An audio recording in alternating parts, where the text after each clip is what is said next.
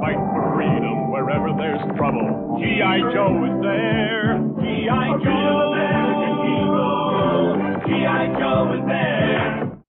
2 weeks after ignoring a major train derailment and toxic chemical spill in Ohio, the media is finally catching up to an environmental disaster. Residents have complained of dead animals, chemical smell in the air, and breaking out in rashes.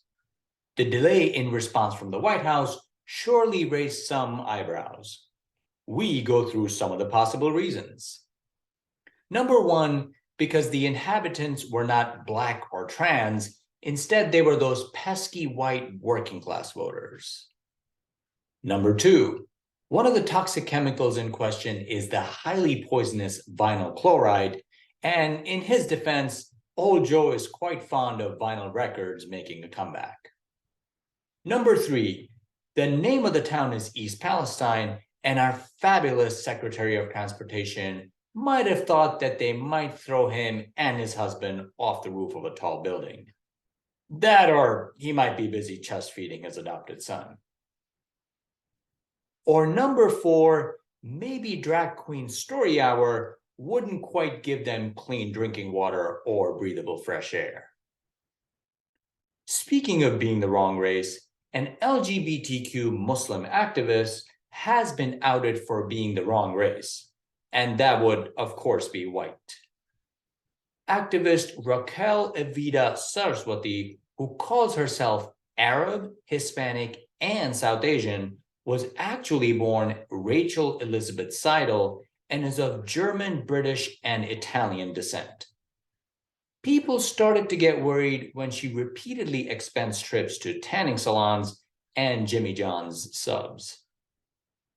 Her liberal white bosses at the American Friends Service Committee had their heads buried so far up a camel's ass that they failed to realize that there's no such thing as a LGB hijabi. Senator John Fetterman has checked into a hospital with depression. Fetterman suffered a stroke during his election campaign, but despite being mentally retarded, beat his opponent, none other than Dr. Oz. If only he had bought those health supplements from TV's favorite doctor. If you blinked, you might have missed that there was a mass shooting at Michigan State University. But this recent mass shooting at a college campus got swept under the rug once the race of the shooter was identified. And no, the race was not to the welfare office. It's like the media has a filter. White shooter, hate crime. Asian shooter, mentally unstable. Black shooter, what shooting?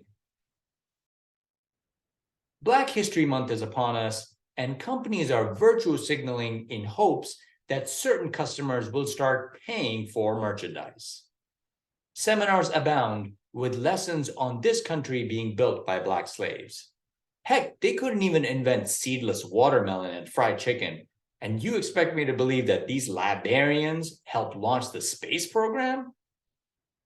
Many are not familiar with the origins of this high holy month in American culture. Initially, it was called Why Do 13% of People Commit 55% of Violent Crime History Month, but that was kind of a mouthful. G.I.